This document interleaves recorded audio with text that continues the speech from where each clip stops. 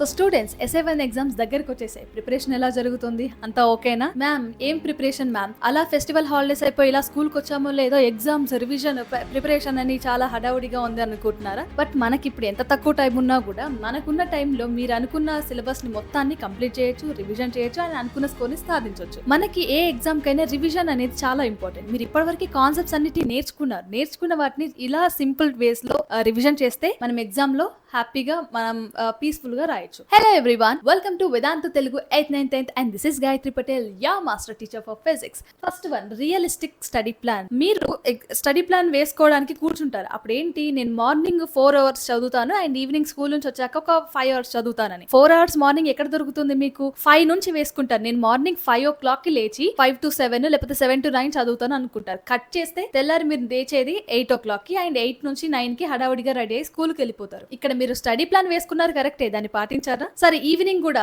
Night 10:30 11 వరకు వేసుకుంటారు, కానీ మీరు 10 o'clock కి పడుకుంటారు. ఎందుకంటే అక్కడ మీకు ఎనర్జీ ఉండదు. సో మీరు ఏదైనా స్టడీ ప్లాన్ లో రాసుకుంటే, స్టడీ ప్లాన్ తయారు చేసుకునేటప్పుడు రియలిస్టిక్ గా ఉండాలి. జెన్యూన్ గా నా కెపాసిటీ ఎంత, నేను ఎన్ని అవర్స్ చదవగలను, ఇలాంటి పారామీటర్స్ ని చెక్ చేసుకొని ఒక రియలిస్టిక్ జెన్యూన్ ప్లాన్ అనేది ఇక్కడ వేసుకోండి. రైట్, దాని తర్వాత ప్లాన్ వేసుకున్న తర్వాత ఏం చేయాలి మ్యామ్ అని అంటే, ఇక్కడ మీరు ఒక్కొక్క సబ్జెక్ట్ కి ఒక్కొక్క డే వేసుకుంటారా, లేకపోతే ఎన్నో అవర్స్ ఇస్తారు కదా, పలానా టైంలో నేను ఈ రోజు ఈ హాఫ్ అన్ అవర్ ఫిజిక్స్ కి ఇచ్చాను అని అనుకునే బదులు ఫిజిక్స్ లో ఏ కాన్సెప్ట్ కి ఇచ్చారు. ఫర్ ఎగ్జాంపుల్, నేను స్పెరికల్ మిరర్స్ కి హాఫ్ అన్ అవర్ ఇచ్చాను, స్పెరికల్ లెన్సెస్ కి 45 minutes ఇచ్చాను. అలాగే మ్యాథ్స్ లో నేను మ్యాథ్స్ చదువుతున్నాను అని కాకుండా రియల్ నెంబర్స్ చదువుతున్నాను, లేదంటే క్వాడ్రాటిక్ ఈక్వేషన్స్ చదువుతున్నాను. ఇలా కాన్సెప్ట్ బేస్డ్ గా ప్రిపరేషన్ అనేది ఉండాలి. సో ఎంతసేపు మ్యాథ్స్ కి టైం ఇచ్చాం కదా అని అంటే మ్యాథ్స్ లో ఏం చదవాలని వెతుక్కోవడానికి సగం టైం అయిపోతుంది చాలా మందికి. అందుకే స్టడీ ప్లాన్ వేసుకునేటప్పుడే మీరు ఈ క్లారిటీ కూడా మెయింటైన్ చేస్తే అది ఇంకా పీస్ఫుల్ గా ముందుకెళ్తుంది. అండ్ దాని తర్వాత రివైజ్ షార్ట్ నోట్స్. మనం చదివేటప్పుడే, నేను ముందు నుంచే చెప్తున్నాను, మన క్లాసెస్ ఫాలో అయిన స్టూడెంట్స్ అందరూ ఇప్పటికే స్టడీ నోట్స్ రాస్తూ ఉంటుంటారు. కాన్సెప్ట్ ని రివిజన్ చేయాలనుకున్నప్పుడు టెక్స్ట్ బుక్ ఓపెన్ చేయకుండా ఈ షార్ట్ నోట్స్ ని ఓపెన్ చేయండి. ఇంకా ఎవరైనా స్టార్ట్ చేయని వాళ్ళు ఉంటే ఇప్పుడే కూడా అవకాశం ఉంది, బికాస్ మన లాస్ట్ ఎగ్జామ్స్ కి పనికి వస్తుంది. ఇందులో ఏం చేయాలి మ్యామ్ అని అంటే, కంప్లీట్ చాప్టర్ కి సంబంధించిన ఒక సమ్మరైజ్డ్ పాయింట్స్ ని మీ షార్ట్ నోట్స్ లో రాసుకోండి. సో దీంట్లో అది ఏ రకంగానైనా ఉండొచ్చు. అది ఒకటి థియరీ పాయింట్స్ అయినా ఉండొచ్చు, లేకపోతే డయాగ్రామ్స్ అయినా ఉండొచ్చు, న్యూమోనిక్సే గానీ, ఫ్లాష్ కార్డ్సే గానీ, అది ఏ రకమైన షార్ట్ నోట్స్ అయినా కానివ్వండి, మైండ్ మ్యాప్స్ అయినా కానివ్వచ్చు. మీకు అర్థమైందా? చలో, వర్కౌట్ అవుతుంది. సో ఇలాంటి షార్ట్ నోట్స్ని ప్రిపేర్ చేసుకొని వాటి రెగ్యులర్గా రివైజ్ చేయండి. దాని తర్వాత గ్రూప్ డిస్కషన్స్.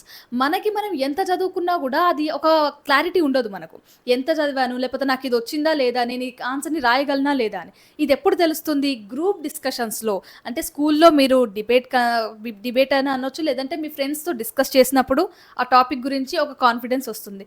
మ్యామ్ మాకు స్కూల్లో అంత టైం ఇవ్వరు మ్యామ్, అసలు మాట్లాడితే మా టీచర్ ఒప్పుకోదు అని అంటే, ఇంట్లో మీ చెల్లో లేకపోతే బ్రదరో ఉంటారు కదా, వాళ్ళకైనా ఆ టాపిక్ని ఎక్స్ప్లెయిన్ చేయండి. లేదంటే మీ మదర్ ఇంట్లో కుక్ చేస్తూ ఉన్నప్పుడు, లేదంటే ఆవిడ ఏదైనా పని చేసుకుంటున్నప్పుడు, మమ్మ నేను చెప్పేది 5 minutes ఇను అని చెప్పి మీరు చెప్పాలనుకుంది చెప్పేసేయండి. అది అర్థమైందా అవతల వాళ్ళకి లేదా అనేది సెకండరీ. మీరు చెప్తున్నారా, అవతల వాళ్ళకి ఒక కాన్సెప్ట్ అర్థమయ్యేలాగా మీరు చెప్పగలుగుతున్నారా, ఫినిష్, అక్కడికి డన్. మీకు ఆ కాన్సెప్ట్ అర్థమైంది. ఇక్కడ మనకి 50% క్లారిటీ వచ్చేస్తుంది. దాని తర్వాత ఏం చేయొచ్చు మ్యామ్ అని అంటే, ఇక్కడ ప్రాక్టీస్ పేపర్స్ అని ఉన్నాయి. ఇవి మనకి ప్రాక్టీస్ పేపర్స్ అని అంటే అది మాక్ టెస్టే కావచ్చు, మోడల్ పేపర్సే కావచ్చు, ప్రీవియస్ ఇయర్ క్వశ్చన్ పేపర్సే కావచ్చు, ఏ రకమైన క్లాస్లో కండక్ట్ చేసే స్లిప్ టెస్ట్ అయినా కావచ్చు.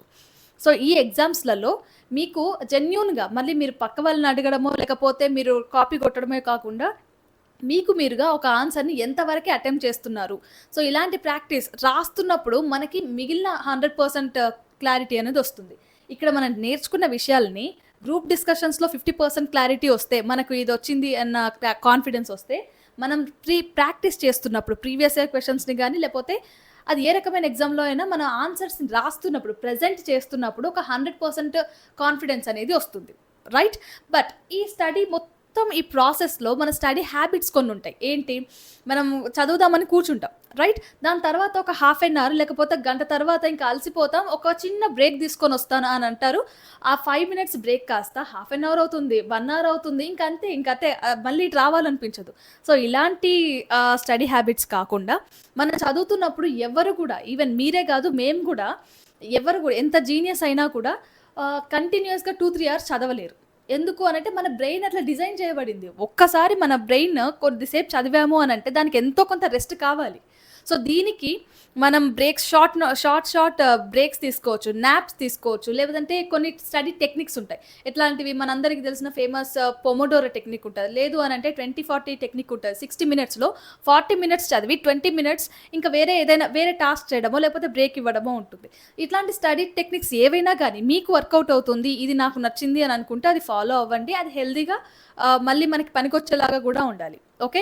సో బ్రేక్ తీసుకునేటప్పుడు ఆ బ్రేక్ మధ్యలో గూడా మళ్ళీ మనకి సంబంధం లేకుండా మనకి పనికొచ్చే డిస్ట్రాక్ట్ చేసేలాగా కాకుండా ఫుడ్ తీసుకోవడమో బ్రేక్‌లో, లేదంటే కాసేపు అలా నడవడమో, మ్యూజిక్ వినడమో ఇలాంటివి మాత్రమే ఉంటే సరిపోతుంది. లేదంటే ఇన్‌స్టాగ్రామ్ చూడడం, లేదంటే టీవీ చూడడం ఇట్లాంటివి చేశారంటే ఇంక మనం మర్చిపోవాల్సిందే. బుక్స్ క్లోజ్ చేసుకోవాల్సిందే ఇంకా. రైట్? సో ఇలాంటి స్టడీ రివిజన్ టిప్స్ గనక మీరు ఫాలో అయితే మనకున్న ఇంత తక్కువ టైంలో గూడా మీ రివిజన్ కంప్లీట్ అవుతుంది. అండ్ మీరు ఇవ్వాలనుకున్న ఏ రేంజ్‌లో కావాలో ఆ రేంజ్‌లో మీరు ఎగ్జామ్ ఇవ్వగలుగుతారు. ఓకే.